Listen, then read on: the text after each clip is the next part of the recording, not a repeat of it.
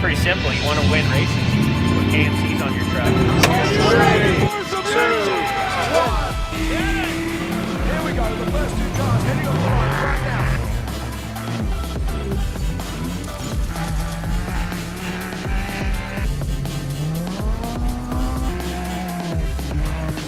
Now we have a marker coming to the finish line.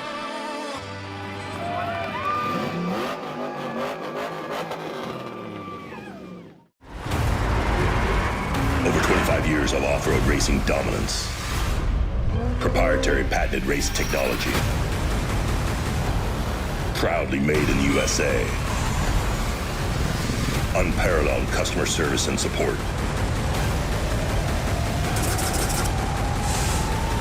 The choice of champions. King Shocks. The leader in off-road shock technology. Your locally owned Bill Alexander Ford has the vehicles you want. F-Series, Bronco, Expedition, Edge, Explorer, Escape, and Ranger. And try our mobile service for light maintenance. We will come to you. For a difference you can count on, visit us in person or go to BillAlexanderFord.com.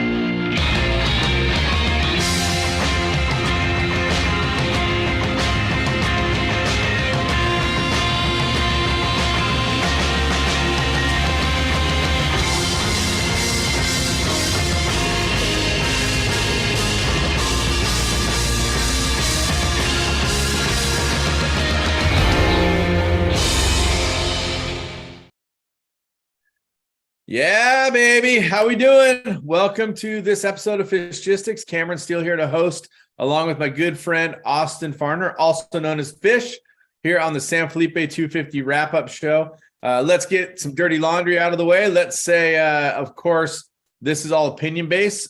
Don't take it as fact, even though we try to give you good info. We can always make mistakes, whether it's course descriptions or anything else that goes along with it. So I just wanted to let you know that this is all in good fun, even if we make fun of each other occasionally. Austin, how you doing, buddy? Coming out of San Felipe, feeling pretty pumped up? Yeah, how are you doing? It was a fun race. It's always a short, fast one. No, it's excited to cover. No, it wasn't. It was a beautiful week. San Felipe and Baja delivered. It was beautiful down there. We had a gear problem in the trophy truck. We'll talk about that a little bit later. But I think the San Felipe 250 is inherent to problems because everybody says it's a sprint race, which it is. And it's also the roughest race that we race all year long. So that's going to be tough on components. Let's welcome our first group. We're going to have 3 groups today, 30-minute segments, more or less. It's not going to be exactly perfect because, well, frankly, Fish and I can't tell time. So we're just winging it however it goes. Want to welcome to the show. I think all of these gentlemen led the race either overall or in class at one point, but only one won the overall, but 2 are here that won the championships. Hard for me to see, but is that Craig Scanlon that popped in there at the end? Yes. He was able to make it. Right on. Craig Scanlon from the Factory Polaris team is here. We'll talk to him. We have Michael McFadden, the youngest member of our group here, I believe 17 years old, racing Can-Am. From Allsup RD, and then Caden McCachran, one of the most famous names in all of off-road and a brilliant race car driver, a youngster in his own right. He is here. And then Rodrigo Ampudia is here from the Papas and Beer and Beach Fest family and also heralded as the fastest family in Baja. You guys have to fight it out with the Vildosalas a little bit on that one, but you guys have definitely proven this time around that you guys are quick. I'm going to start with you straight out of respect, Rodrigo. There was a lot of racing, a lot of fast racing that went on, but at the end of the day, you were the one able to hold that first place overall trophy in the UTVs. That's got to be pretty amazing accomplishment for you and your family. Is that your first overall UTV win? Yes, that's my first overall UTV win. I mean, it was a good race. We were excited, and definitely an accomplishment to be able to put, the Can-Am on top of all the big teams out there, because the field was stacked this year. Absolutely a stacked field. And I know that Craig Scanlon, who's joined us also from the Factory Polaris team, you were the winner in the UTV Unlimited, and it was a dogfight right down to the end. As I talked about, both Michael McFadden and Caden were leading at one point and had car failures. You guys actually, and Rodrigo, so quick to the finish line. I believe you were the first car there, actually finished like the next vehicle behind my trophy truck. We didn't have a great day, but it seemed like it was a good day for you, Craig. Yeah, it was a really good day. We just took the mentality, Max Eddy and I, who is my co-driver for this race, of we're just going to be, fast and smooth, and let's not make any mistakes, and let's not have any downtime. Cameron, you nailed it with San Felipe. Everybody thinks it's the shortest race, sprint race. But I will tell you, spending 280 miles or whatever it is down in San Felipe, and the way the course degrades over the week with all the people pre-running and everything else, and then having the big trucks out there before us, it turns into a survival race. And, I've only raced that race. This is my third time. And what I've learned the first two times was you could be really fast in the beginning of the race, and you'll pay for it later. And so we just took the mentality of we're going to keep a pace. And if our pace wasn't fast enough to win, we weren't going to win. And not really pay attention to, the competitors, so to speak. It was funny because we would just keep a nice steady pace, and Caden would go flying by, Austin would go flying by, and then all of a sudden we'd track them back down, and it kind of went back and forth. It was just like two different strategies kind of, and it worked out really well. But my hat's off to Rodrigo. The best part about racing is one of your competitors, when you get to the finish line, hands you a beer. Rodrigo was in his car and said, "Here, have a real beer," and hand me a Papa some beer. And that's the fun of Mexico for me, is the camaraderie between different competitors. So congratulations, Rodrigo. And I can attest to that in another way with you. I ended up with a couple flat tires one time, cleaning off one side of my truck. I pull over to the side. There's Craig Scanlon and his navigator broken down, helping me change tires. It's part of that camaraderie for sure. And speaking of helping each other and the camaraderie, let's bring Caden McCachran in. And now, Craig, you and Travis Clark, along with team manager Ryan Thomas, have started the new Factory Polaris team. Caden, you've been chosen as one of the three primary drivers. It's got to be a great honor for you.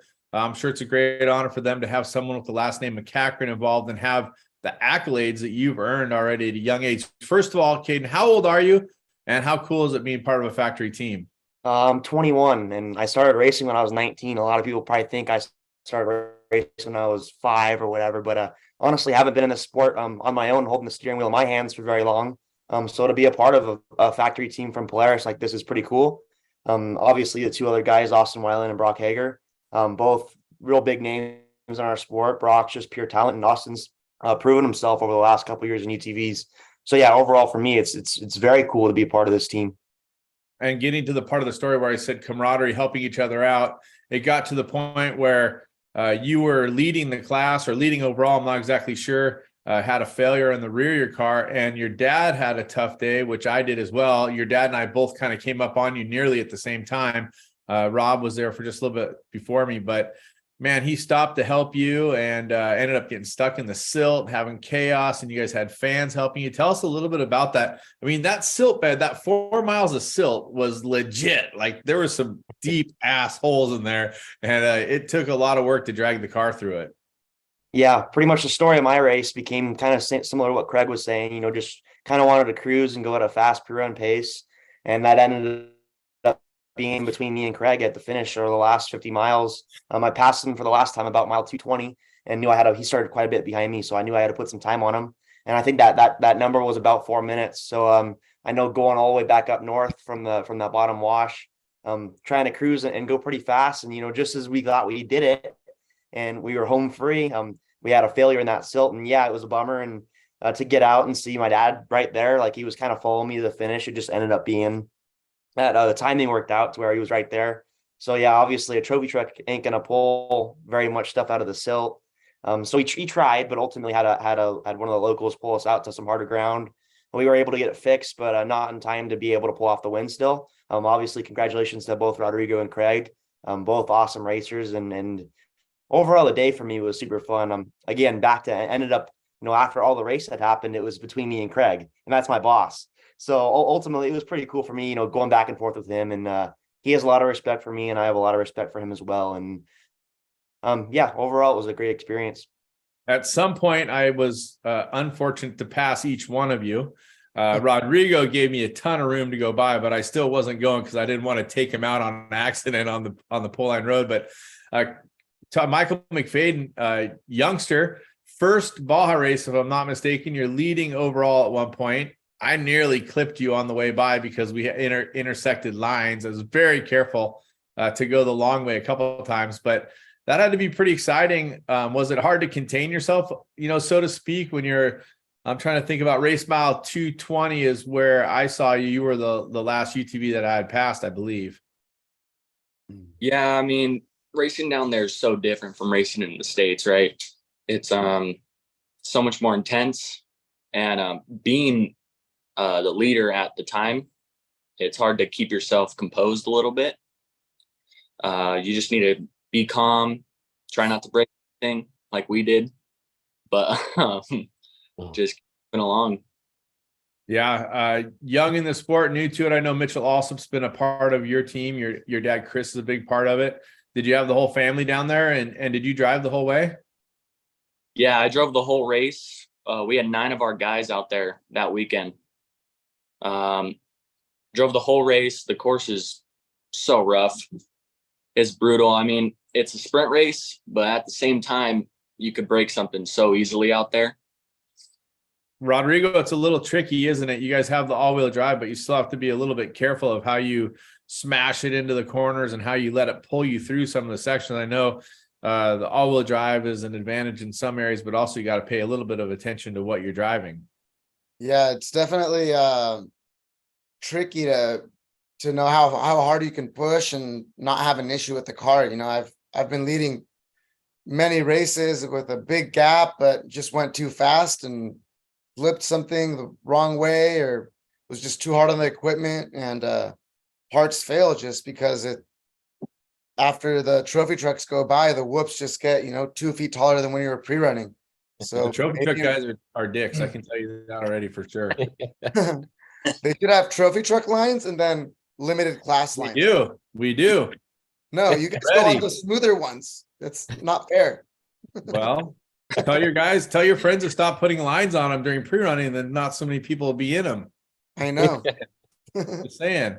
But how stoked was Senior with you winning the overall and Alan just missing the overall with second overall? He had to be thrilled to have the Papas of Beer. He was so excited. He's like, if we get 2 second places, it'd be a fantastic day. It was a lot of effort to get the Mason truck and then to get it running and everything dialed before the race. He puts his heart and soul into everything he does, and we wouldn't be as successful in life or racing if it wasn't for him. So he was really excited when Alan crossed the finish line, and then, you know, found out that we were doing good. And I was like, all right, we just got to get home.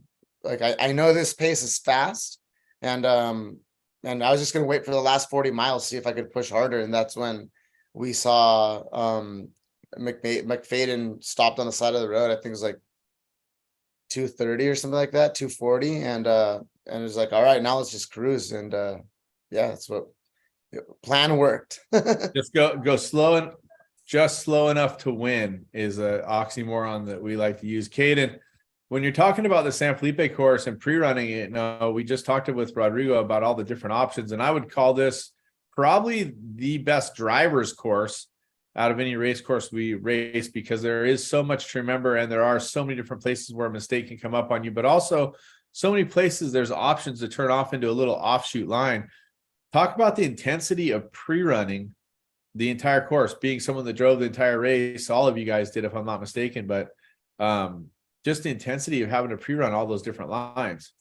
Oh yeah. You know, UTVs, it's quite a bit different from trucks, and I've been lucky enough to have quite a bit of experience in the 6100 and trophy truck. And those guys, you know, you trophy truck guys, Cam, you guys just go for the straightest line and shoot for it, basically, for the most part. And in the UTV, you're really trying to find, you know, not just the smoother line, but, you know, the overall better line.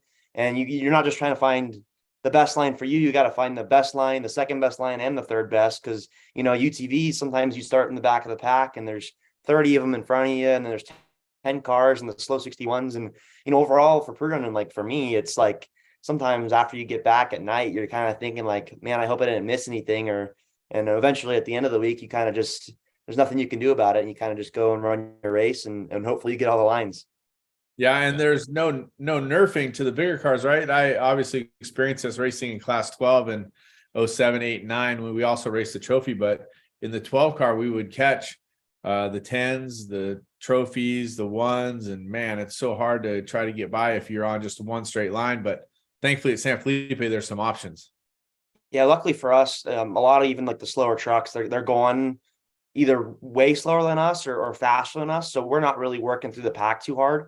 For San Felipe, however, like the Baja 500 and the rest of the Baja races, we're faster than a lot of the trucks or the 10 cars. So it ends up being a problem.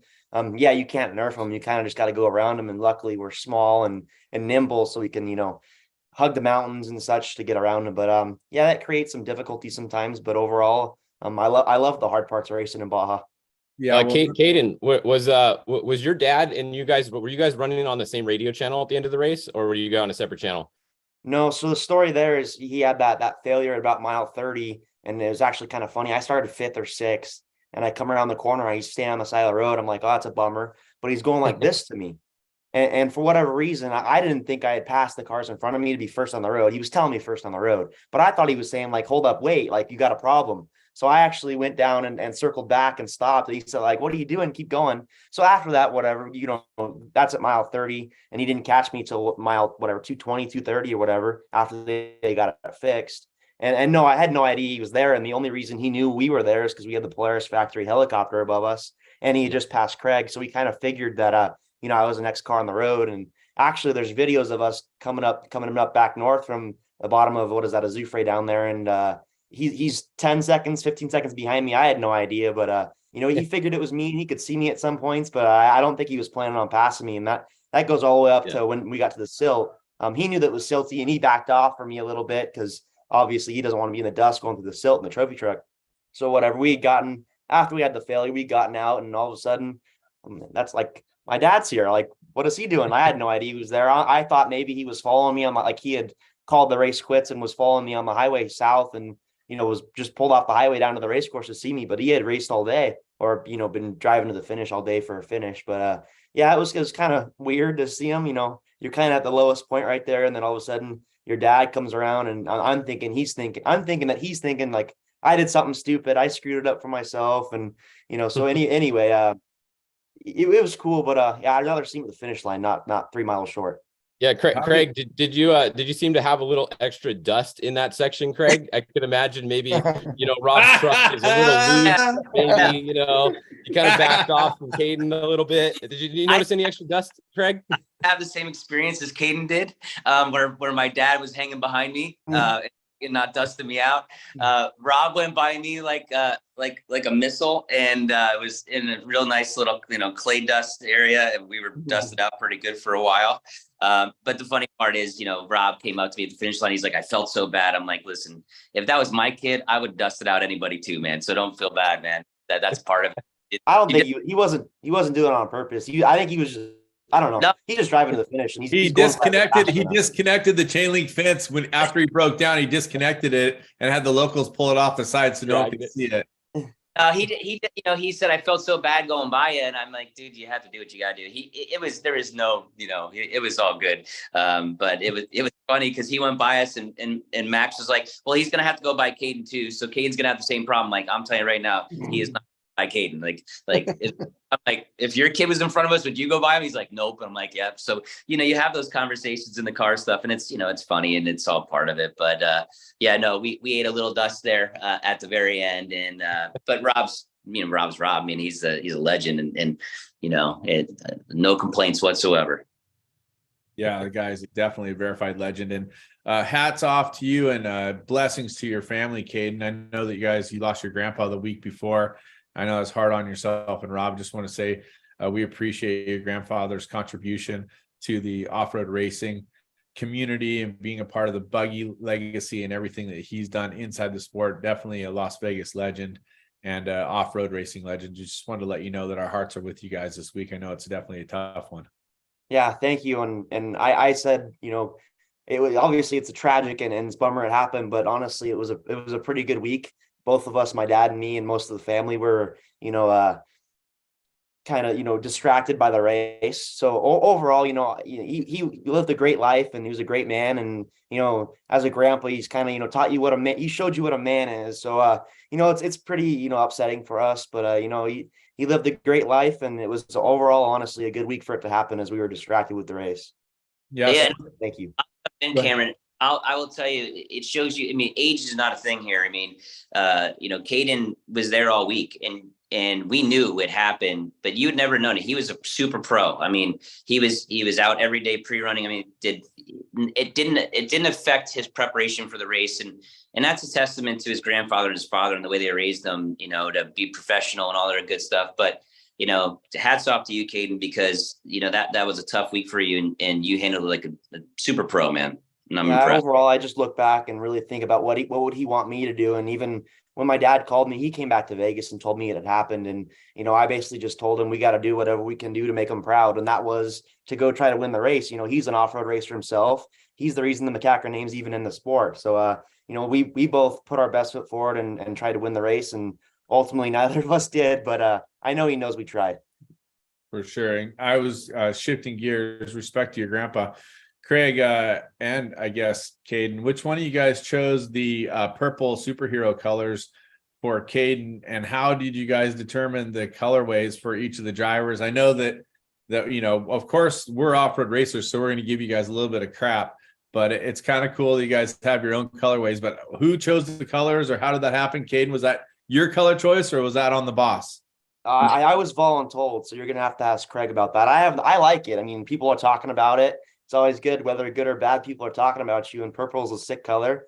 I think, there's a lot of really, cool people on our sport that have had purple as a color. Ken Block, rest in peace. He had purple as a color for a long time. So I think it's cool. And, if you want to make fun of me, go ahead, but man, purple's fast.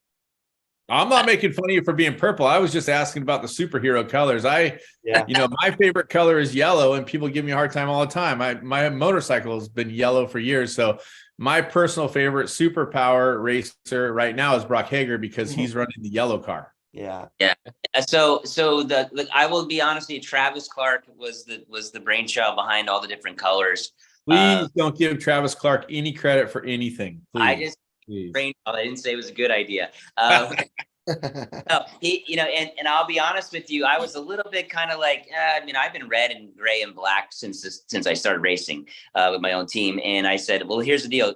The team can be any color, but I'm going to be red because that's what I've always been. So you're the red Power Ranger. Yeah, I'm the red Power Ranger. But, funny because I showed my 17-year-old son the different colors of the cars and the mock-ups of them. And the first thing he said was, wow, that purple one's badass. And it just, it goes to show what we're trying to do with this program here is bring more people into the sport, and energize that younger crowd. And Travis was right. The first thing my son said was the first car he picked out was the purple one. And then who's a better person to have the purple one? The youngest guy on the team. And it's funny because my son, who's 17, and Caden, who's in his early 20s, both thought the purple one was the coolest one. So it worked out. And then, we kind of, outside of that, we kind of picked colors for the different drivers. We didn't really give them a choice. Copy that. Hey, so Chris, you're a youngster. These guys have, family lineage in the sport, big factory teams, just kind of cruising out there with your dad, making it happen. Do you feel like an underdog, or do you just feel like this is just the way we're going racing? Sorry, Michael. I almost feel like an underdog because I'm new to the sport. I'm still pretty much new to the sport. I've only been racing for 2 years now. I started when I was 14 years old. And but I think I need to work even harder to prove myself that I'm fast and that I can run up there with the faster guys, Oh, definitely. There's a fine line that you find along the way. And I think with experience comes a seasoned ability to know when to go fast and when to go slow. And like we said, Rodrigo, just slow enough to win, right? You want to be fast, but you got to keep your car together. Yeah. Rodrigo, let's talk a little bit about the whole overview of UTVs, because it's a hot topic. There's a lot of classes, a lot of different places. Fish has been involved with this conversation a number of times. It seems like Score has more of a narrowed down fit for the UTVs. How do you like where the UTVs fit in at Score? And do you think there's other places that you guys will be racing with your Can-Am, or are you just going to go with the Polaris team only to Baja? What are the plans overall? For me, I like how it's set up in Score. I feel that like when we went and raced King of the Hammers, it was kind of confusing. Like you were in one class, then like Phil Burton was in another class, and I was in the like stock class, which was like the pro turbo class. So for me, I feel that Score has it broken down pretty good with like the open class for the big engine Polarises. Then they have the turbo class for the class that, I'm racing in.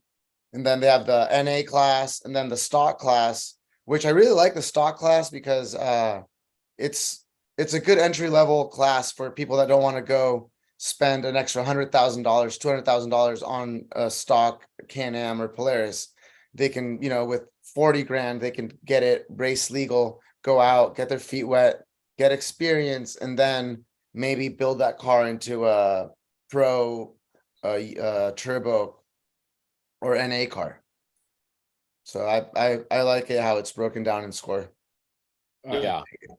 Fish, you have an opinion? Come on, I know you got an opinion up there, Fish. Yeah, I think it's good too. You don't need that many classes, and they have 5 at Score. That's perfect. Like what, you don't need 20 classes, there's the big classes and the entries are showing that too, right? I mean, look at the amount of entries at these races. You get all the top guys doing these races. So yeah, I think it's fun. And for the spectators, it's more fun for us because we know who's in what class, like you go to some of the other races and you see a Can-Am or Polaris come by, and then you see another one and you're like, wait, which one's in first? Like, what class are they in? Like, so the spectators get confused if there's too many classes. So I like the way that Score has it set up, and I think they have the right number of classes.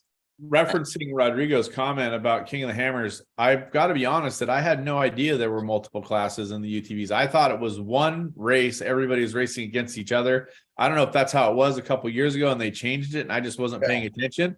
But I just thought I was racing against everybody and it didn't matter. So we didn't even publicize our class results. We just went with the 11th overall or whatever it was after I flipped over qualifying and then got some fuel poured on me. But yeah, I had no idea. So I like simplified. That's why one of the reasons why we race in trophy truck or class 7, because there's no rules to deal with. Craig, you guys are having to conform to some rules, but mostly in the UTV Unlimited, it's pretty wide open, right? Yeah, I mean, to a certain extent, factory pickup points and some other things, I think they need to dial in the rules a little bit better. I mean, I think at one point they made the rules to fit the new Polaris car into it, and then they never went back and revisited them once the car was launched. And I think that'll get taken care of because I really do think we need to protect the manufacturer piece of UTVs. Polaris and Can-Am and even Honda are all in on racing, and we don't want to lose that, and if you start introducing, one-off vehicles, it could make that go away. And we don't want to see that happen. So we want to keep manufacturer money pumping into our sport. So I think Score has a little bit to do with the unlimited class or the open class, whatever you want to call it. I'm in agreement with all you guys.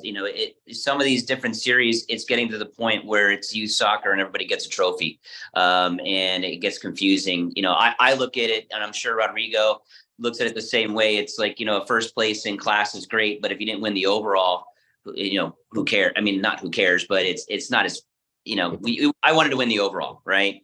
And I'm sure Rodrigo did as well. So. There's a part of me that wonders, when Can-Am had 3 cylinders and Polaris had 2, we were all racing the same class. Right now, Can-Ams are turbo. We're not. We have 4 cylinders. They have 3. At the end of the day, I think Rodrigo is racing against me and I'm racing against him. So it doesn't matter what class he's in. So it's there, to me, the top of the sport and the folks going for that overall win. It'd be great if we could all be in the same class, because I'd love to be racing against the Can-Am guys. And I know a bunch of the Can-Am guys want to be racing against me too, from a class perspective. I think there's a little bit of more sharpening that we could do. And it could be around turbo versus non-turbo, and it could be around cylinder versus, cylinder counts, or it could be around horsepower. But I think at some point from the golf cart class standpoint, there definitely needs to be a little bit more trimming so we can all be racing against each other. Because I think that's what we all want to do. I mean, I want to race against Phil Blurton, and I know he wants to race with me. And same thing with Rodrigo. So, we'll see how all that stuff shakes out over time. But, I think score is the closest to being right at this point. Copy that. Well, good insight for sure. Phil Blurton, we're going to be with him. Rodrigo, Fish, and myself pretty soon here in May. We have a little trip we're going on in Baja, so that should be pretty exciting. We're looking forward to that. But right now I want to get closing thoughts from each one of you guys. And quickly, let's start with you, Michael. Closing thoughts. I mean, what's next? What's going on? What are you thinking? What's next for me is I'm going to race the rest of the Legacy Desert Series. They're doing a great job. They're very organized, and I'm happy to race with them.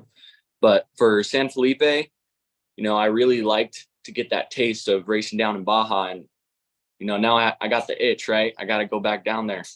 So we're hoping to race all of Score next year, hit the 1,000, the 500, 400, and the 250 again. And we found out our issues. We're going to get our program dialed in so we could go out there and win against the fastest guys like Rodrigo and Craig and Caden. And, I'm just ready to get it going, Right on. Well, thanks for being a part of today's show. Caden, closing thoughts from you? Yeah, overall, our first, outing with the Polaris factory racing team, huge success. 4 cars in the top 10, all with great starting spots for the 500. That's our next race is the 500. All still in contention for the points championship. That's something that we all want to win. A lot of testing between now and Baja 500. We have, a lot of things we can make better on the car, to make winning races easier. And overall, I already aiming at pre-run in the Baja 500. That's awesome. And let's go next to Craig. I believe second overall and first in class. Closing thoughts from you? Yeah, so you get to start P1 in the 500, which I'm not excited about. Down, but big thank you to Max Eddy Jr., my navigator. He preps my car, and the guys from Barstow. They've just been awesome. The Polaris factory team, Travis and Ryan and Adam at the shop and Johnny, they do a great job. And really thankful for Score and what they do to allow us to do what we love to do.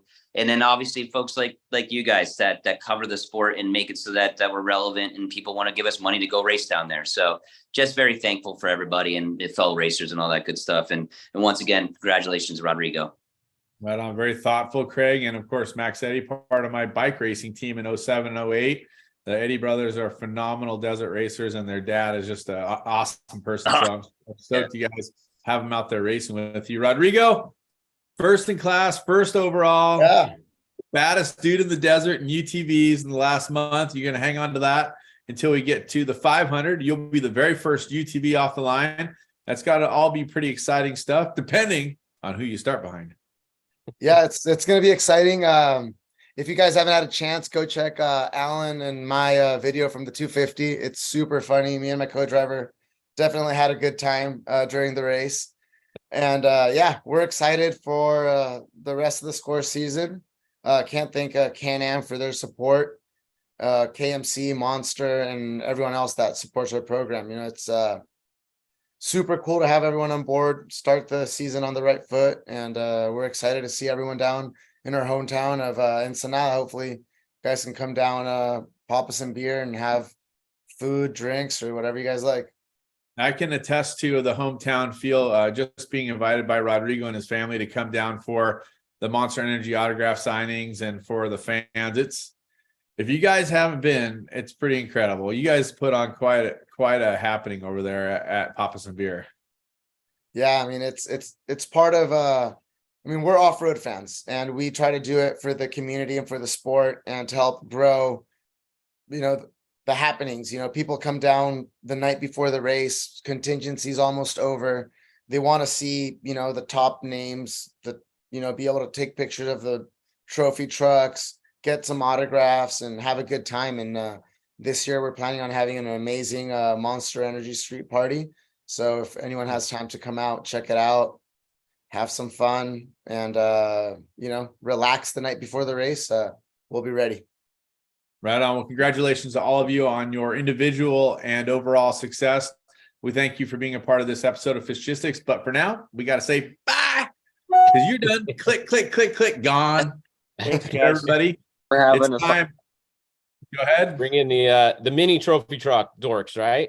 Yeah, the little trophy trucks. They scored along pretty good. I got to tell you, we're going to bring in the Spec trucks. So I converted my slightly overweight 24-year-old Geyser Brothers #1 chassis to a trophy truck Spec, brought it out, brand new setup, obviously a little heavy, to Vegas to Reno, and realized very quickly that the lighter trucks can squirt away from you when you're trying to run uphill or in a straight line. So I'm learning about Spec class. Had fun at the King of the Hammers race in Spec as well, but I can't attest to being an expert Spec driver. But I will welcome our hitter field here. Holy cow, I was looking at the results right here. Oh man, a shocker. I got to spend some time with this guy out on the track along the way. Welcome Christopher Polvardi, 10th place, TT Spec. I heard you ran out of gas. We'll talk about that in a minute. Travis Williams, where are you, buddy? There you are. Here. Yeah, right on. Travis, 3rd place, TT Spec. Then my good buddy Jason McNeil in the house, 2nd place in the TT Spec. And Thor Herbst bringing the heat, buddy. Congratulations. We're going to start with you. I know at the end of the day, there's all kinds of different ways to win the race, but your name's at the top of the board and you got it done, buddy. And congratulations to you. No, I appreciate it. And obviously hats go off to Travis and Jason and everybody else. You guys, everybody ran a great race, and it's unfortunate the way things roll out there at the end. It's happened to us in the past. It's happened to my dad, and sometimes it just goes in your favor and sometimes it doesn't. Yep. Hey, I'm just here to say that poop happens. And, I'm also here to tell you that anything can happen at any time. And at the end of the day, the results are the results. And everybody has to race to the rules, whether they knew there was a VCP or a speed zone, or they got into it late on the brakes, or they did something, they missed by 3 feet, or they ran out of gas. Damn it. It's just part of off-road racing. And unfortunately, going back, I can't even remember what the first year we started getting penalties like that, where I was like, mind blown. Hours of penalties for everybody. We're like, holy crap, this is insane. But the fun part about this is when I talk to Fish, and Fish, you can reiterate this, all 3 of you guys thought you won the race when you got to the finish line. And that is the best story, because that's really what the Spec racing is all about. Austin, I mean, when I was covering the race, I thought that Christopher had it in the bag, and then he was out. And then I didn't even notice, honestly, Travis Williams until somebody told me where you were, Travis, because he started so far back that I wasn't really looking at him for most of the day on time. And then I thought he was going to be the winner. And then I was like, well, Jason's right there and Thor's right there. And then they say somebody won, and then somebody else won, and then the next day somebody else won. So it's like, I've talked to Jose G about this, and hopefully they can do something about this, because we got to know who wins at the finish line, right? Like at least the first 5 cars in class, like check the tracker right away. If they can check it within a couple minutes. If they see a missed VCP or speed penalty, tell the guys right away, like, hey, you missed the VCP. Then they at least know, shit, we're going to get a penalty. We probably didn't win, so that they're not celebrating at the finish line, right? So hopefully we can get scored to get on the, checking the first few in the class, at least to get some, at least unofficial results at the finish line. Yeah, that would be great. I know the system is probably capable of instant results. I'm not exactly sure how it works, but I raced Baja Rally a few years back, and you would come into the finish line and they would hit the scan button on your tracker, which was really small. And it doesn't have all the features the tracker we have, like the push to pass and the emergency SOS and stuff like that. But it could instantly tell you if you violated a speed zone and or if you missed a checkpoint or waypoint. So I'm sure that the Stella has the capability of doing that, but I understand the frustration. It's got to be crazy. Let's start with you, Polvardi. I mean, well, we already started with Thor, but Polvardi, you were out there pounding it, buddy. You were working hard. Every time I was out there, you were out there. You were working your tail off. I know you're running in the front, and then boom, you run out of gas. I don't know if you talk to any experienced racers that have been around San Felipe for a long time, you get worse gas mileage in San Felipe, which I know we've talked about since, but it sounds like maybe you didn't get all the fuel in the truck. What really happened? I I mean, Are you going to tell us? Are you going to tell us, or are you going to sugarcoat it? No, I think honestly, I mean, I don't want to point fingers at anyone. Obviously, I love all my guys and stuff, but I do think we got shorted a little bit of fuel. I think we were stretching it, but I ultimately I do think we got shorted some fuel in the pits, and it just didn't get caught. I think it was like an air bubble or something, but I think a big problem was Jason was just pushing me super hard, and I was just burning through a lot of fuel. We were going up those washes, and I'd have like split times, and I'd be like, "Oh, I gotta have a little gap on him now," and they'd be like, "Oh, he's 15 seconds behind you." I'm like, "Well, that's all right. I guess I can't slow down yet." So I think that was a combination of things, but ultimately, I'll own it, and we'll learn from it. Definitely not how I wanted it to go, especially coming into town. It would have been like better if it happened like where I couldn't see town, or like I was in a wash, like out in the middle of nowhere. But it was literally like I was, I thought about walking in with my transponder. So no. The fans come out and give you some fuel and try to limp it in, or did you have to wait for your team to come get it? Yeah. Yeah. So some of the fans got us some fuel. Who knows what they put in it, but we put some in, and then we were able to get right to the highway, and I had some fuel right there. But by that time, Travis and Thor and Jason had all almost run me over and got on by. So it was frustrating, but I was good. We showed we had the speed, and it was a fun race. It was a lot of fun. It was a lot of ups and downs, and the dust and everything all day was pretty intense. It was the pace was nuts. I knew the pace was going to be fast, but I can sit every split time. It was just mind blowing on how close we are and how hard I was charging. I was like, man, I thought we'd have a little bit bigger gaps here, but everyone was just on their A game. So it made it fun. It was an intense race. Yeah, when we threw the anchor out at about race mile 178, we were running, I think, 6 on the road. Fish, something like that. Yeah. Yeah, we were running really well, and we got out of the car and we're like sitting there for a while, and no one came along, and I was like, maybe we did go on the wrong race course or something. But then all of a sudden we got 1 or 2 trophy trucks, and then boom, here comes the Spec trucks. I was like, damn, look at this.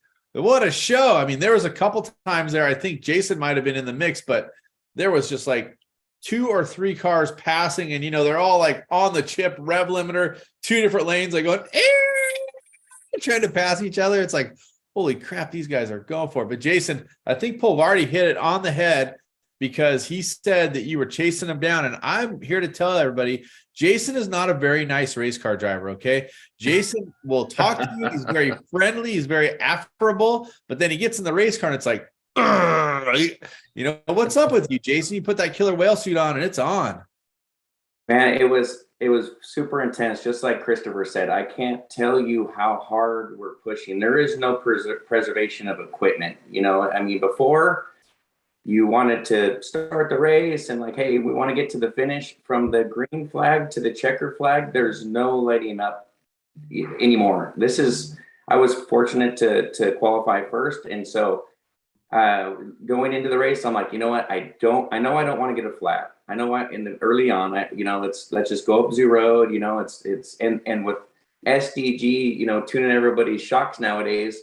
Before, I mean, I would pass 8, 9 guys on zoo road because they're just like all over the place. But everybody's cars are working well. Anybody can mash the throttle, down zoo road. And these heavier cars, work a little bit better. I feel like the car that I have is a good all-around car. San Felipe, it's probably a little light, but just like Christopher said, I mean, I started the race. We got to mile 50, and we don't have helicopters to give us split times or anything, but I came over, I'm like, oh, we're running a good pace, like, just like he said, I thought I had a little bit of a gap, but no, they're right there. I'm like, oh geez. I think the longest or best split time we had or gap, I think it was like 2.5 to 3 minutes at the very, very top. But Christopher at the top there must have just really laid it on, because when we came and got our splash, they told me that he was like right there, and I knew he had started a couple minutes back, and I'm like, oh man, he got us in the pits. The minute I got home, I ordered a Pressure Pro. I'm like, this is. I mean, every race we're stepping it up with better equipment, racing harder, and it's just it's, you know, we were in the lead and then we weren't, and then he got a flat, then we got a flat 2 miles to go and he ran out of gas. And then, like you said, and then all of a sudden, where'd these other guys come from? It's just like, it was wild. It was a wild race. Yeah. And you missing your bigger truck maybe at San Felipe? San Felipe, yes, I would definitely, you know, I just like you, Cam, I mean, I've had a geyser for years and years and years. Our good old friend Pete, you know, I mean, his truck was phenomenal, you know, in the big stuff. And I actually had the conversation after the race, like, I mean, was this just a rough course, or, you know, obviously, you know, you can't have it all, right? Like, you want a heavy truck in San Felipe, but then you get in the washes and you don't, you know, and so it's like, you know, it's kind of a, you know, catch-22, right? I got beat up really bad. Like, after, like, the next morning, I mean, my neck and my body, and I mean, and the Tisco truck is awesome. It really, I feel like it's a better truck all around, and especially tailors these next 3 races, which I'm excited about. But yeah, I mean, the proof's in the pudding. There's 5 of us right there, 6 of us or whatever, where I'm like, where did these guys come from? You know what I mean? And it was a race. Hey, I got a question for Thor. So Thor, you guys have a bunch of trucks that you guys pit, right? And so Jason was just talking about getting past in the pits and stuff. So when you guys have multiple trucks coming into your guys' pit, how does that work? You know, because you guys might have 3 or 4 trucks come in at the same, within seconds of each other, right? You know, we have technically 2 pits set up right next to each other, depending. So like when I came in, my cousin was actually in the pit already, and we fortunately just had a quicker pit and I got out before him. But yeah, we have 2 pits set up. Sometimes I've come up to the pit where there is a car in it, and I honestly got to wait for a quick second. I don't remember what race it was or when it was, but it wasn't too bad. But yeah, we have been pitting a good amount of cars during these races. Yeah. I can attest that the Herbst pit was solid for us. We actually came in right behind Meyer, I think 5th and 6th on the road. Race mile 121. They pit us both, and we were both out in 30 seconds or whatever. And a great job by the Herbst family. Let's bring Travis in to the conversation. Not a regular here at Fishgistics, not someone we talk to a lot about the ball races. Yeah. Tell us a little bit about yourself and how it went, buddy. So yeah, I mean, we had a really good time down there. We we went down a week early, did our homework this time. We pre-ran, I think I did like 5 or 6 full laps in the old Geyser 6100 that I have.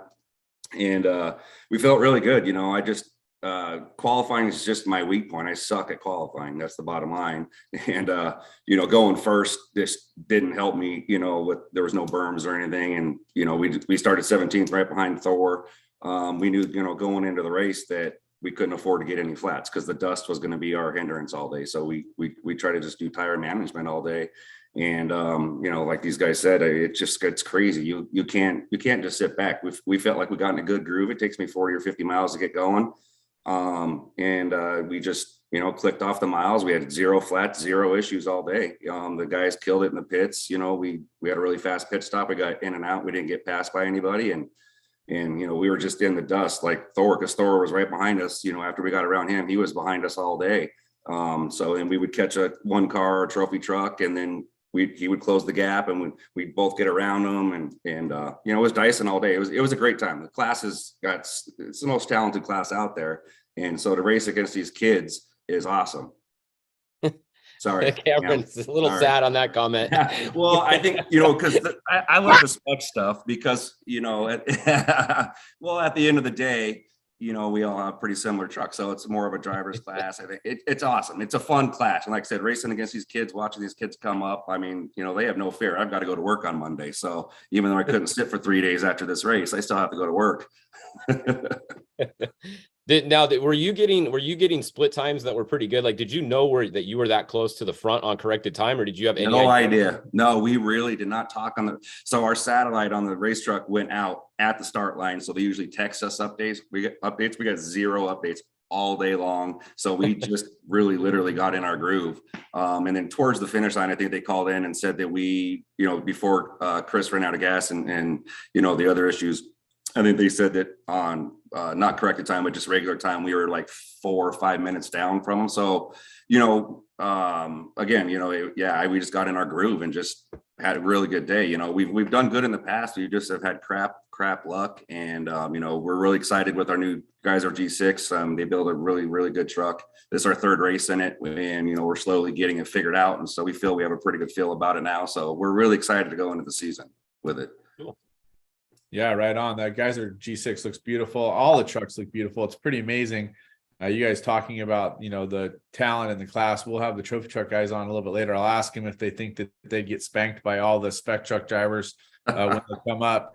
But you guys are welcome anytime. No, don't ask them that. You guys can come on up anytime and go 140 miles an hour and with us, no problem. Anytime. Just come on, come hang out. It's a good time. It's super easy to do. No problem. That front 6 or 7, we're just baby lollygagging up there. I promise.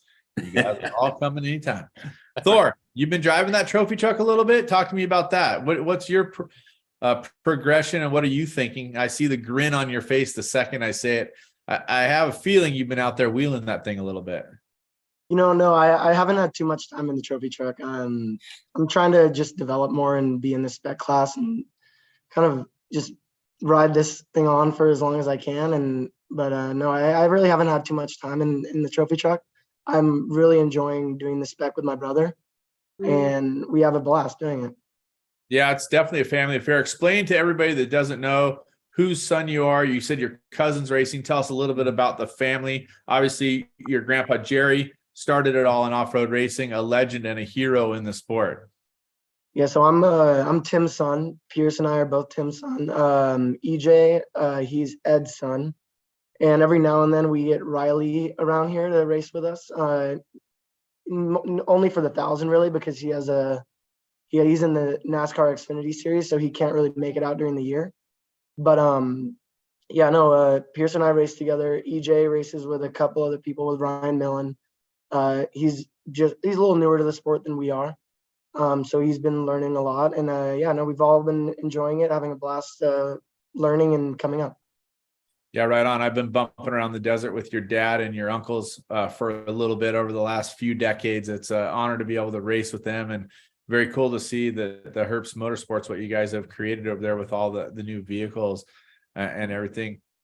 Speaking of trophy trucks, Christopher, I guess we should ask you what your progression plans are. What are you thinking? Spec truck for a couple more years, racing for the championship? Does anything change with the 10th place finish at San Felipe for you?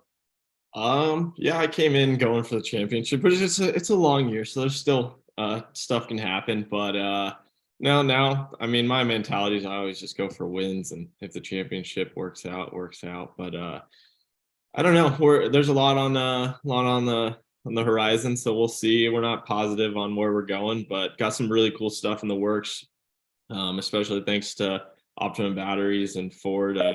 There's some cool stuff on the horizon, so I'm looking forward to the future, and I don't know, we'll see where it all plays out. It's still a lot of unknowns, but right now the spec class is just so much fun. It's hard to, want to I mean, obviously trophy truck's awesome, but like what we have going on right now, it's just so intense and it's a lot of fun, and it just makes for good racing. I just, I think if spec didn't have as much dust and had to deal with like the one cars and the trophy trucks, like it would be insane how close we are, and I think it would just be that ultimate class because you are all in the same truck, so it's kind of who's dumber and then who's more. You know what I mean? Like there's a couple things obviously, but at the same time we're all just kind of sending it and praying it works out because that's what they have the ability. It would be pretty cool to see a race. I always thought it would be epic to qualify at San Felipe every 3 minutes and send trucks out on the race course, then restart, shuffle the order at maybe pit 1 or first road crossing or something, just to see, because you can run pretty hard in those sections. But I would like to, personally speaking, I would like to see San Felipe qualifying more on a course that's relative to San Felipe. I'm not dissing Jose G or anybody at Score. They did try to get us out of the sand pit. I think it was Travis, you mentioned going with no berms. We'll try going in the 2-wheel drive with nothing but berms. Very right. Yeah, I didn't envy you. I didn't envy you guys at all. I wasn't there. I didn't even go, but I think it'd be cool to see something like that, and maybe something promoted from you guys from the spec truck class. Maybe find a way to separate yourselves from the other classes and go out and race in a wider format. It only takes forward thinking. I talked to a guy recently named Robbie Gordon who had a similar thought along those lines. So my favorite qualifying is KOH. I think he's got it done right. How Dave does the qualifying, you know, how we do the day before. This year, it was the whole experience was great, and I really like that because it gives you more of what actual off-road racing is. Yeah, I agree. The longer format gives you more of the feel for actual racing, and then having it be a prologue, meaning that your time counts in your race score. That's also something to consider. I would take it one step further in some races where you impound the trucks, especially in the spec class, so you can't change them or your tires before you get to the start line the next day. When I was younger, and I think Jason might have been around back then, they used to impound all the vehicles after attack and corral. Now, of course, it's a little bit more difficult when you're starting to corral $1 million trucks, et cetera, but it would be fun to see something like that. Where it throws a curveball at the racers, because I think anytime there's a curveball or you have to think about it or you have to qualify what you race, it changes up the formula a little bit. We went to the race with the same parts that we qualified on. I'm not saying that if anybody did differently that they did anything wrong. I'm just saying it would be more interesting if you kept all the same parts on the car for qualifying, especially in the spec class. And if you could make it so you guys could have your own race, I would come out. I have a spec truck. It's a little heavy, but I would love to race against you guys heads up, especially in San Felipe where there's big bumps, or maybe the Mint. Maybe you guys could talk the Martellis into racing the spec trucks in a separate group. If you can get 60 trucks, maybe he'll give you your own race. That's just something to think about. But if you don't ask, you'll never know. So I feel you on that. Getting out from behind the one cars, it's tough. I watched the one cars don't really like each other, and it's a known thing. So they're hard to pass. They are definitely. I saw. I think it might have been Polvardi's in car going by one car in the bumps on Zoo Road during the race. It's evident at San Felipe where you get right into the big bumps. I mean, I don't think the one car should be in front of the spec trucks, personally speaking. In that situation, some races maybe, but that's what the results are for, right? They fur it out. I think that they just have to wait for a certain number of years before they let those results make the decision. Is that how it works, Jason? Do you know how they decide what class starts when? I don't know. I mean, it's been years since a one car has beaten a spec truck, so I don't know why we're still starting behind them. I would be a big fan of starting in front of them.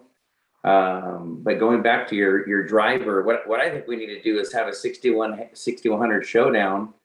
And I mean, there's plenty of trucks for rent. There's people, these trophy truck guys, like, I mean, obviously, you know, the Menzies or McMillans or any of these guys, they have access. They know people, they can rent one. And I think it would be awesome to have like a 6100 showdown where it's limited. Obviously, you know, we're not going to go up and go rent a Mason, but that's what's so awesome about this class is it's way more affordable. There's nothing, it's even playing field. Of course, you know, especially this year, you're seeing it. There's a lot more competition in trophy truck. You know, I'm not going to get into the debate of who's the better drivers and where. I mean, I think that there's awesome drivers in both classes, but if you really wanted to find out, you know, who, it would be one big showdown in spec, in my opinion.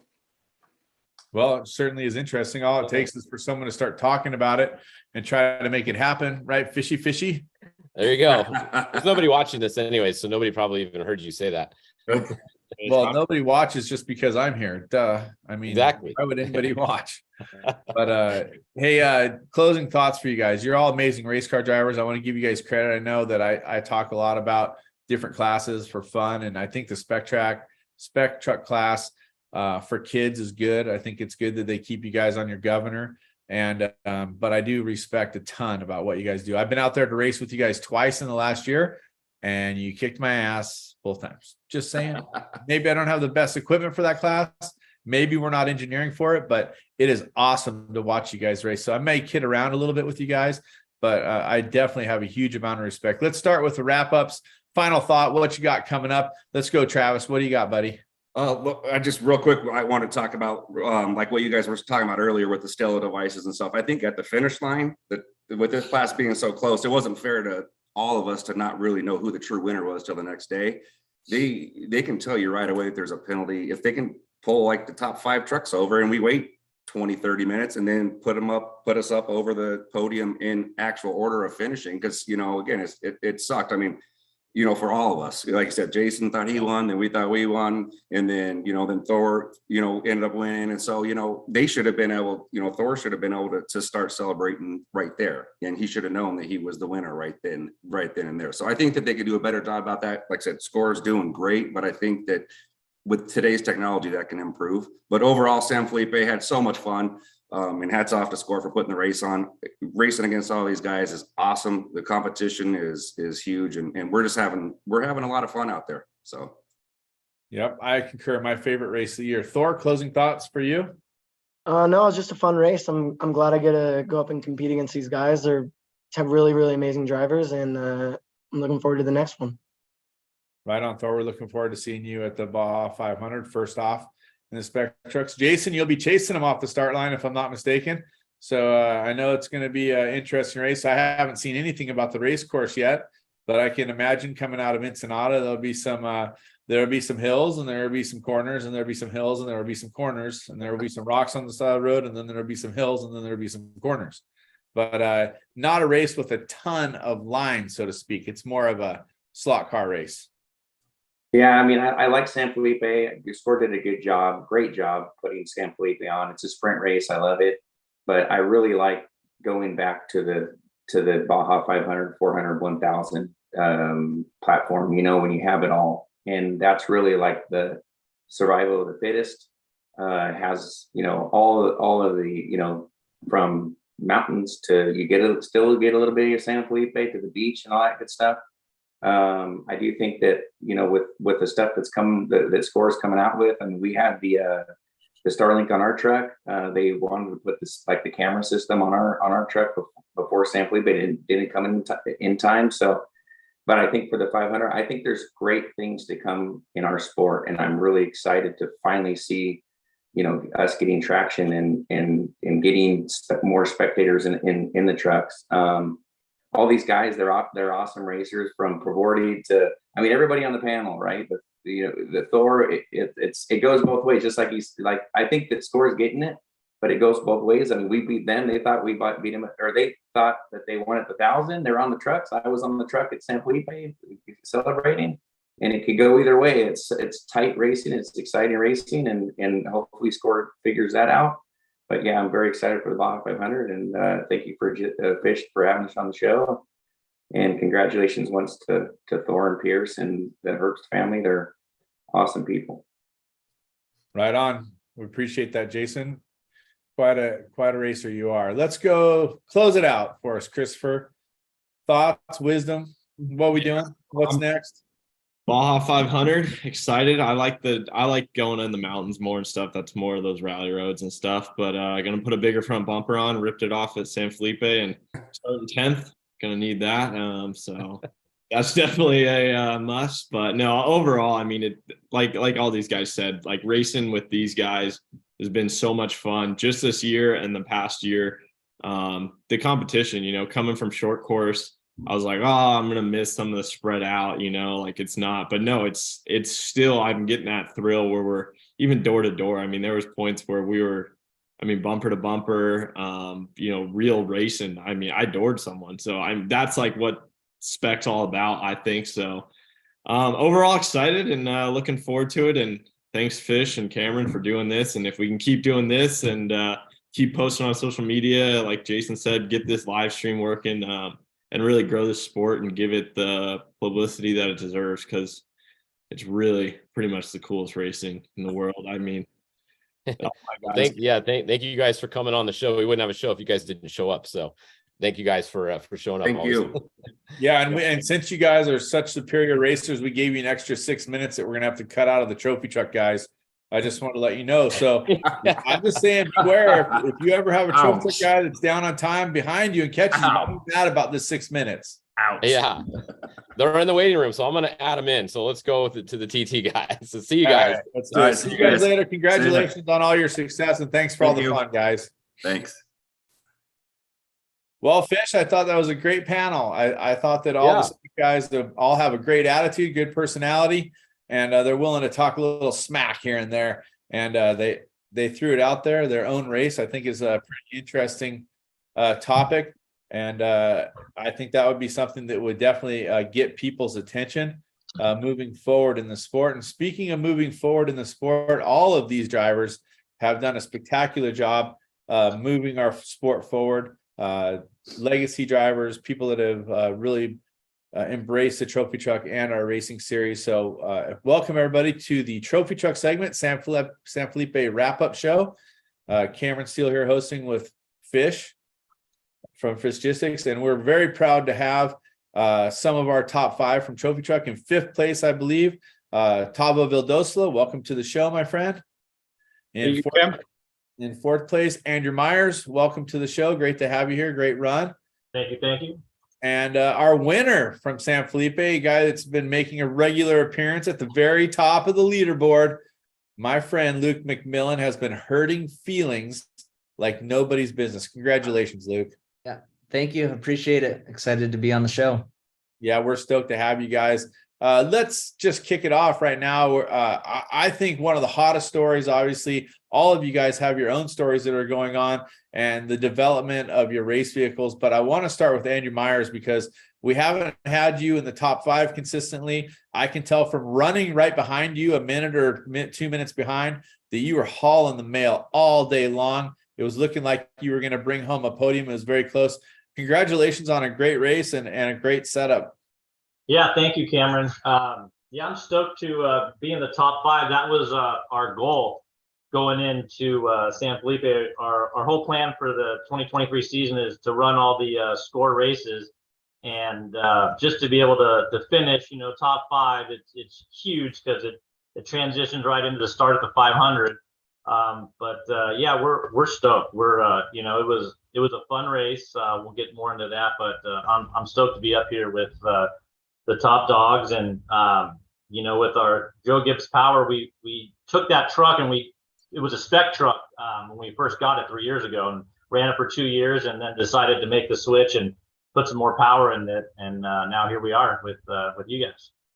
Yeah, it's great to have you. We're stoked to have you in the class. Over 30 entries in the class this year. And Tavo, I know you had a bit of a shocker at the Baja 1000. You've been developing the truck, getting yourself in a position. You took a year off from racing, I think 3 years ago. And from a fan standpoint, from fellow racer, we're very proud and stoked to have you back in the field. And congratulations on a top 5 run. I mean, anytime you run at San Felipe, you have to be one of the favorites. If I'm not mistaken, you've won the race 3 times overall, so you definitely know what it takes to get it done. Yeah, thank you, Cam. Yeah, we did take a couple years off, 2020 and 2018, which don't help. Obviously, consistency is the name of the game, and I think no one, alluding to your opening comment, has done it better than Luke these last 3 or 4 years. I mean, absolutely amazing job, Luke. Just wanted to say that as well. But yeah, we're trying to build something again, it's been an interesting road. At the 1000 was difficult. We almost lost the truck, which was not great, but we're trying to slowly build something again, and a top 5, given all the issues that we had, we're proud of. I think Luke and Alan had almost nothing go wrong. So, it is what it is. It's San Felipe, like you said. You have to battle all day, and we did, and coming away with the top 5 is pretty good. So we're cautiously happy with it. Well, as you should be. I think it's a great way to start the season, a great start position for the Baja 500, and of course a great start to the championship run for the season. I know your dad and Ricky Johnson were able to put down the championship last year. Is that correct? You guys won the Legends class last year? Yeah, I mean, that truck has done amazing. They're 6 for 6 in the Legends class since they got that truck. We finished 2nd overall to Mr. McMillan down there at the Baja 1000 in 2021. So, I mean, that truck has 6 first places and 1 second place. And, they've been doing a great job. And, again, to put themselves on top of the podium for the San Felipe 250 this year. Tavo, just a question. Some people might ask, well, is there any differences between the 2 trucks? Do you guys have the same motor package in both, or is there any big differences? Yes. Yeah, they're a little bit different. Mostly the same, but a little bit different. Let's just put it that way. But yeah, we're like always, we try to do things a little bit different, and we know that competing, I know with Bryce and with Luke and with Alan and with Andrew, which by the way, Andrew and I have a bit of a history there that goes 20 years back, which we might get into a little bit later. But I think we need to do things a little bit different than just the standard cookie cutter Mason off the production line. Well, everybody has their own opinion and flavor to put into, which I'm sure, Luke, you've been doing. And Luke, respectfully, you are definitely the bee's knees in our class and in our series right now. You've proven time and time again that whether you're in your two-wheel drive or your all-wheel drive, your family and your personal engineering, I know your intensity to detail all has risen to the top. Congratulations, buddy. I mean, you're officially, over this last few years, yes, people have beat you, and yes, there have been races you haven't won, but for the most part, the consistency has been with you. And it's not just consistency for that top 5, it's consistency for the top spot on the box, buddy. It's got to feel great. Yeah, thank you. No, it definitely feels great. I kind of described it at the beginning of the race. I was doing an interview with Score, and I don't know why, but I was at the beginning of the race and I kind of said, wow, it feels like I never won a race, because it certainly doesn't feel that way. We just race by race, take it one race at a time. And we go to every race wanting to win, but the consistency has been awesome. I think we've been on the podium 19 of our last 20 races or so, which is really cool. And so definitely a lot of teamwork, hard work, and to make that happen. And I, like my brother, he had a failure, and that was just luck of the draw, really, because our trucks are identical, kind of different than the Vidosla program. Our trucks are identical, and he had that one bad part that took him out of the race. But so I'm very fortunate that my truck's been flawless and running good, because they are identical trucks. But yeah, it feels good. And it feels good to go back to back at San Felipe. It was really exciting to have Tavo back at the race. I appreciate the comments he made, but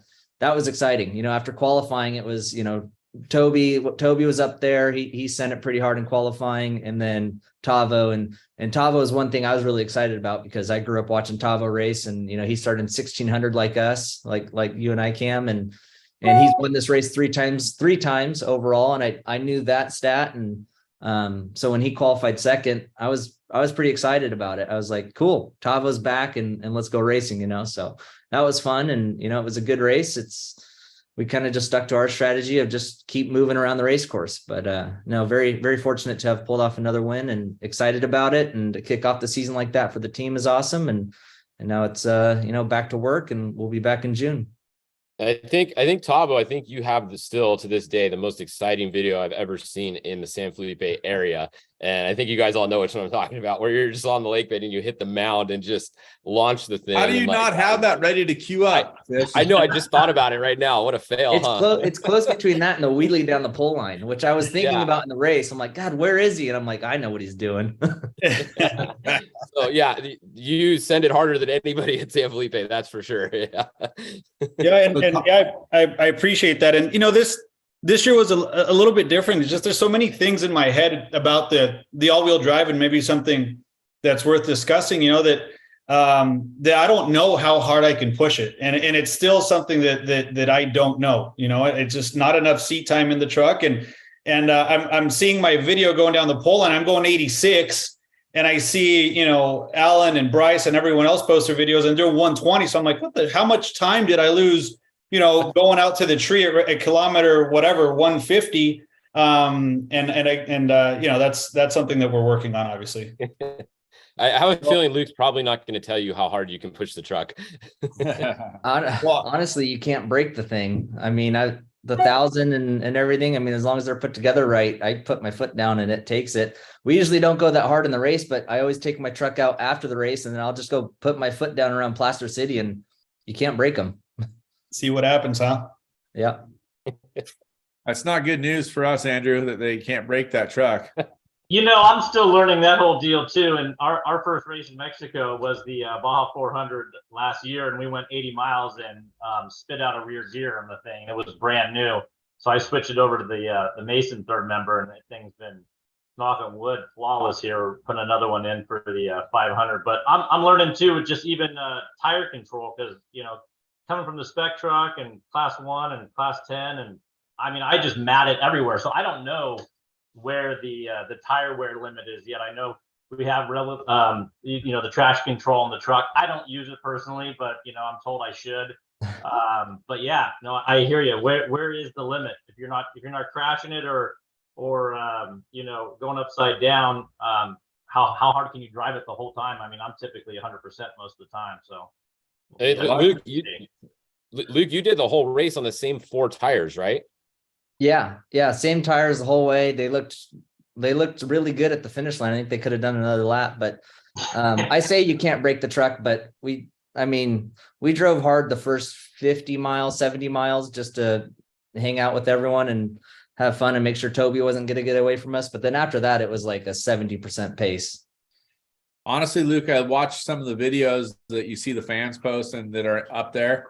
You're going quick, but you're not abusing the truck. And that's one thing that I am paying attention to, and I have been for a long time. There was a time back in 6, 7, 8. I was the quintessential trophy truck guy with my brakes loaded to the rear and rear steering the car all over the place, sliding it around. And it didn't take too long when we started really becoming competitive to understand we got to drive the truck through everything. And my goal is always to have some of the quickest times. Top 5 would be good, and not look like I'm going the fastest in the video. So you're achieving my goals. I've been achieving my goals as well. I don't like being on the highlight reel, because most times I've done that, I've ended up on my ass, which is never very fun. And I also have the Mason in my truck, Andrew, that we raced. We didn't race my truck this time. Right. I love Brian's truck. It was different. It's basically a carbon copy of your truck. Correct. Yeah. Interesting to get into something different, which I'm sure for Tavo it's been interesting to make the change. But I think Tavo, I don't think you have to make the front end fly in the air like you used to. I think you can just track it and race it fast. I mean, you've proven many times that you're the very best in our sport. I think this is a great weapon in your hands. I'm interested to see how this develops for you, because I know you love that 2-wheel drive, but now you have a different weapon in front of you and lots of different capabilities. Yeah, Cameron. Plus, with the 4-wheel drive, don't you want the front tires on the ground pulling you around?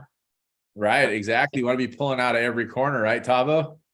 Yeah, it is very different. And again, it's just in my head, and it's all about seat time. It's all about testing. It's all about trying to get comfortable in that truck, which we're not really yet. I mean, but we'll get there. And yeah, I mean, the 2-wheel drive, you could just go hard all the time, and it was successful for a while. Then I think that the truck got tired there, and we started having a lot of issues.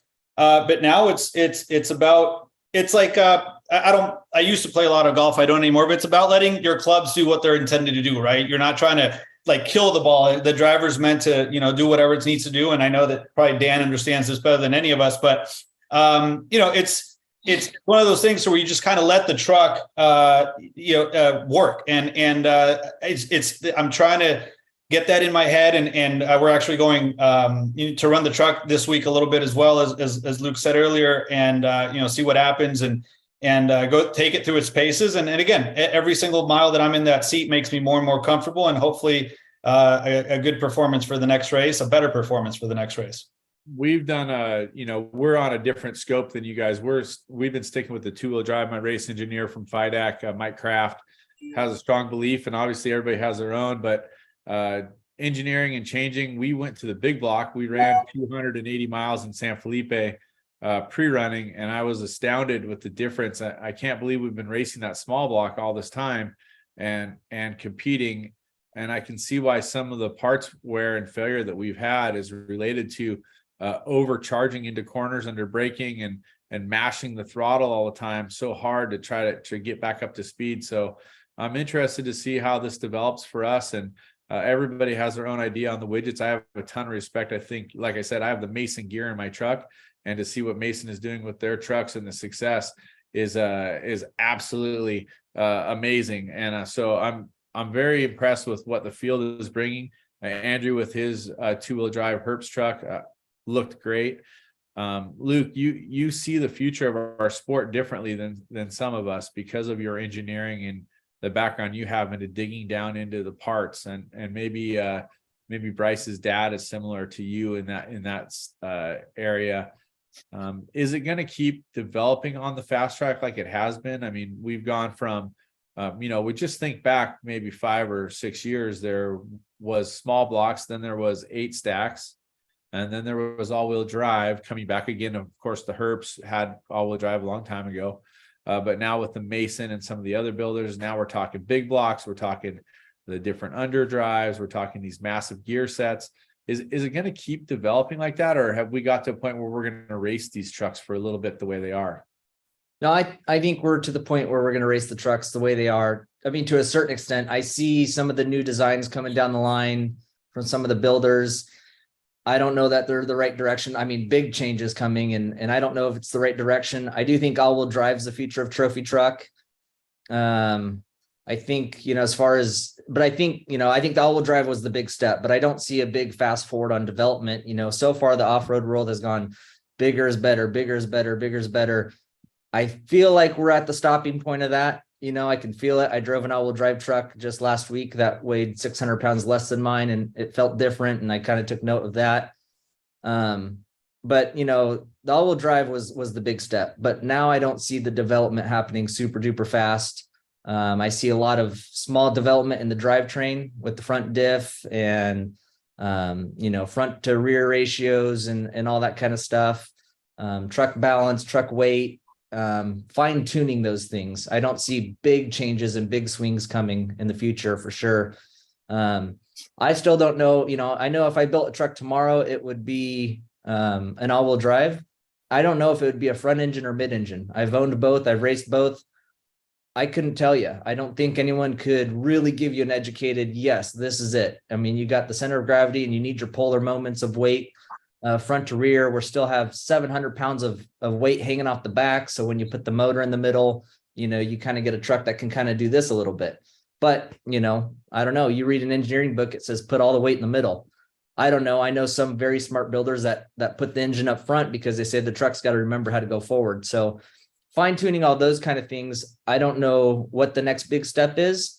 I've seen some of the drawings for the next big step from some people, and I don't know if it's right or wrong. People talk about building giant razors with independent rear suspension. I don't know. I can't tell you if that's the right direction or wrong direction. For some reason, that solid rear end axle, which is completely wrong in a textbook, works pretty dang good in the dirt. But all-wheel drive was the next big step, and now I think it's going to be back it off and fine tune gearing and weight and where you want sprung weight versus unsprung weight, where you want that weight in relation to the center of gravity, and fine tuning that. So I think the big acceleration of development has slowed down, and I think now it's all about fine tuning and getting to the finish line. Do you think this poses a question to any of you guys? Do you think that it's real? One of the things that obviously we've talked about is electric drive in the front. Have any of you guys given much thought to that? You guys are obviously into the mechanical front drive. Is that something we've seen it other places already? Do you think that's something that will end up making its way into off-road? Is that for me? Yeah, sure. Luke, go ahead.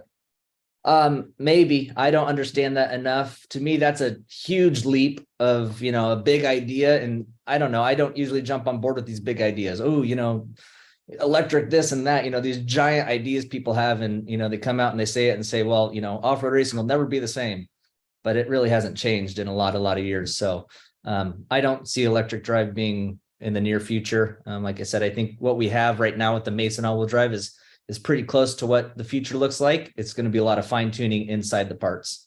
Yeah. Andrew, what do you think about the all-wheel drive? And, you're racing the two-wheel drive, had some success in the top 5 this race, ran hard, ran good. I don't know exactly what the times are. I didn't go back and look at it, but you still feel competitive with that two-wheel drive?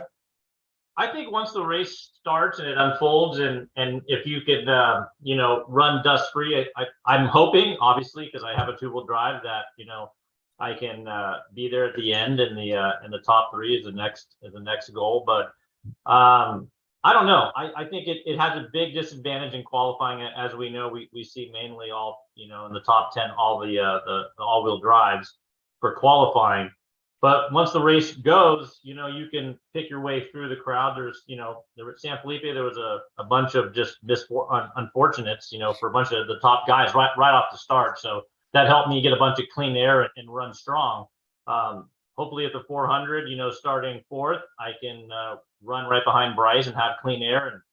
And I think I'll be okay. You know, one of the things for my truck that I noticed now that I've been driving it a lot more, I had to get used to the truck driving and, you know, doing it sideways in the rear end versus the buggy. But I'm having a little bit more trouble now in the two track and the turning of the truck, where I'm like kind of like pushing the front end and I can't get it to quite turn like I want it to. And I know if I had a 4-wheel drive, I have a Pro R I run around and do the pre-run with, and man, you can mash an all-wheel drive in the middle of the corner and it just sucks you right around. You know, my truck, you do that, or Cameron, you know, in the 2-wheel drive, you do that, and you'll loop it sideways if you don't feather the throttle just right. So I think the 4-wheel drive's got a lot, and alluded to, you know, driving 70% where I'm driving 90, 95%. You know, that makes a big difference on the parts and the longevity of getting to the finish line. So we'll see. I'll drive my 90, 95%, and we'll see where we end up at 500. Yeah, I hear you. Finding that fine line is the answer, right? We talked about it earlier with Rodrigo and Pudia. You know, going just slow enough to win is what it takes to get to that finish line. Tavo, you seem to be having some success with that truck. What's a game plan for you guys as you move forward? Will you be soloing all the races, or are you going to have a teammate come on? And I know obviously the Baja 1000 in reverse from the bottom up is something that we're all thinking about. But short term, the Baja 500, do it all by yourself? Yeah, and just going one step back, I think, and when I talk to people about 2-wheel drive versus all-wheel drive or whatever, 4-wheel drive, I think that there is a shift, as Luke was talking about. And to me, it's like, you know, maybe 10 years, 15 years ago now, where the class ones and trophy trucks would battle out for an overall. And that would be constant, right? Sometimes class one would, sometimes trophy truck would win. And it was going back and forth, whether it be the truggy or whatever, right? Then there was a point, and I believe that shift really, I think, was 2010, where we really haven't seen a class one win in overall. Obviously, there's more trophy trucks. Obviously, there's more money in the sport, whatever it is. But I think it's the same thing. You know, and I'm sorry, Andrew and Cam, but to me, if you have more and more guys coming into all-wheel drive, into, you know, these Mason trucks or different iterations of them, the probability that a 2-wheel drive is going to be successful and win an overall is less and less every single race. I mean, it's just, that's my opinion. That's what I think. I don't want to, you know, hurt any feelings, but it's like the evolution to where from class one, they shifted to trophy truck, and then there was no more class ones. I think that's happening right now. And I don't know if you want me to stop there or go into my 500, but that's what I think. No, keep it going. I don't disagree. Well, I think that one thing's for sure, you know, right? When Geyser was winning all the races, all the best drivers seemed to be in the Geysers, right? And they were leading the group with the technology at the time. Mason is leading the group, and a lot of the best drivers are there. So I think obviously it's going to weight it. I don't disagree that the Mason or any all-wheel drive is an amazing tool. We've chosen to stay with the 2-wheel drive. Part of it likely is financial reasons as well. But I do agree with you that the sport is moving forward. And if you don't get on the bus, you're not going to be able to go for a ride, right? You got to be there to be competitive. And the hope is that we can keep a group of drivers driving forward and keep motivating the class and the sport to move forward. Yeah, go with your 500, Tavo. Yeah, so our plan the rest of the year is, I'm soloing obviously the 500 and the 400.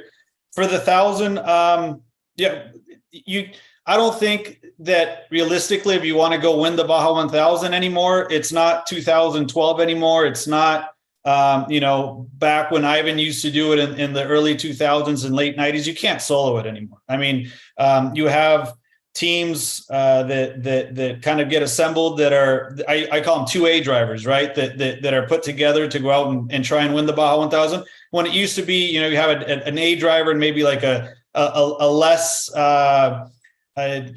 experienced driver, if that's how you want to put it, to get together and go and try and win. Nowadays, you have to have a second driver that is extremely capable of handling a trophy truck at for significant periods of time at significant speed. So there's no, I don't think, again, just like the way the Class 1, I think that soloing a Baja 1000 and having the opportunity to win is not going to happen again. I agree. Those days are gone, man. If someone can do that, I'd be impressed. Just the amount of pre-running that goes into it nowadays is insane, which I'm sure you can attest to, Mr. Myers. As you move forward, going to the 500, 400 by yourself, plans, you going to race the whole season? Yeah, I'm doing the whole season in score, and then like Tava said, I'm doing the 500, 400 solo because that's not too bad a program to do that. And but for the Baja 1000, I just asked Eric Harden to race with me. So he just came off the Mint 400 overall win. I was actually riding with him, which was pretty stoked to be part of that. So I trust him now enough to drive my truck. He's trusted me a little bit in practice to drive his. So I think with some testing and everything, we're teaming up. I'm gonna do the first half, and then he's gonna finish it up and do the second half. Right on. Well, speaking of team ups, we know that Luke has an excellent teammate that he's been running with over the last couple of years. You guys will be racing for your own individual points. Rob obviously had a tough one at San Felipe, so a good one for you. We'll see how it plays out, but the plans for you guys through the rest of the year, separate trucks until the end. Did I lose you, Luke? Well, I'm not really sure. We got a baby due on May 20th. What's that? Can you hear me? Oh, there you are. Gotcha. Got me. Not really sure what the plans are for this year for me. We got our baby due on May 20th, so I may or may not be racing the 500, but my truck will be there, and there's going to be a very good driver behind the wheel for sure. I don't know if I don't really know the plans just because we got the baby coming May 20th, but we'll be at the Baja 1000. I hope it's Rob Mack driving, but we haven't announced anything. We haven't I don't know yet. It's all kind of up in the air, but planning for Rob, hoping for Rob. There's no one better than that. My fallback is always go poke at Larry Rosler and get him back in the truck. I still, as far as, kind of, you mentioned us driving 70% around the race course. I credit a lot of that to Rob and Larry. I've gotten to ride with both of them and listen to how their driving styles and all that stuff. And I picked up a lot of things from them. So, and then Dan's got Josh Daniels racing the 1,000 with them and the 500. So, and then maybe there'll be an additional driver with them. Who knows? Everything's kind of up in the air right now. I gotta, kind of figure out when this baby's coming. Well, there's no figuring that out, but we'll see. We'll see when the baby comes. We'll see who's driving my truck. Could be Rob, could be someone else really fast. We don't really know what's going on yet. I do need to figure that out here in the next week or so, but yep, that's our plan. The number one truck will race all the races. It may or may not be me driving. Congratulations on the baby coming due. We can attest to how awesome that is. All of us here in this group. Yeah, good stuff. Congratulations, Luke. For us in the trophy truck, I'm teamed with Ryan Arciero all year. So we're going to split all the races. We even split San Felipe, even though it seems kind of silly. But my plan is we can only be better by teaming up all year long. So we're going to keep running it that way. I'm stoked to be partnered with Ryan, who's won the big race 3 times. And I have quite a good feeling about our engineering and ideas that we have going forward. Like all of you do, each of us thinks that we're going to win the race, but you wouldn't be at the race if you didn't think you were going to win it. There's no reason. Cameron, yeah. How did you like that Herbst truck? Are you guys going to be running that all year?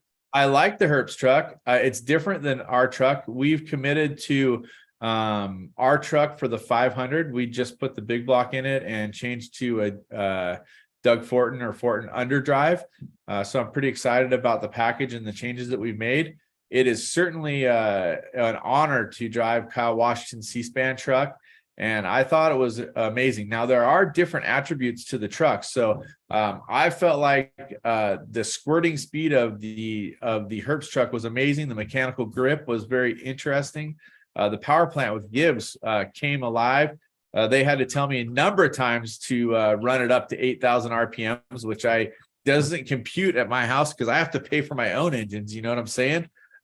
Which I know he does too, but that's just not how we drive the car. So I had to learn a lot about it, but I loved every minute of being in the car. If I had a choice, I'd want the bigger, heavier car and the big bumps, and then the lighter, squirtier car in the tighter stuff. So it's all kind of a mixed bag for me. I'm very used to that big geyser truck. I've been driving it since 2008, I think, or 7. So not that truck. This is the third geyser that we've had. Sorry, Tavo made a look with his eyes like, "Whoa, that's the same truck." No, it's not the same truck. But we're stoked to be to have the opportunity to race both. And I wouldn't be surprised if you saw both of them out there at different times. How about that? We'll use everything in our arsenal to try to beat you guys in your all-wheel drives. So that means you're going to race both of the 400 because you want to get starting spot for the 1,000. Well, maybe. It seems totally logical, doesn't it? Wouldn't you do that? Obviously. We don't know for sure, but we're blessed to have Ryan and Kyle in our corner and Kraft coming up with the ideas. It's all up to Mike Kraft. Believe it or not, we let him make most every decision on the race team. I want to thank you guys for sharing the insight of your, sorry, my dogs are barking, sharing your insight of the trophy truck racing and having the best of our sport here on Fishgistics is an honor for sure. Andrew, newer to the group, but Tavo and Luke, you guys have certainly proved through your family's history and your racing ability and your success that you are the cream of the crop in our sport. And I'm honored to call you guys friends and to bang bumpers with you guys when we can out there in the dirt. It's a lot of fun, but thank you everybody for joining. Cameron, I wanted to say one thing too. Yeah. I got to go down and help the McMillans out. Luke, you probably remember the 400, probably 4 or 5 years ago. I came down with Dusty and helped out, and your old man gave me the big blue book. You can see that, but it's not really going in there very good. Anyways, I'm going to be taking some notes, since you guys have seemed like you figured it out. So thanks again for the book that your old man marked. I say thank you. And I'm looking forward to racing with you guys. I'm stoked. Hey, Tavo, you wanted to talk about that story 20 years ago.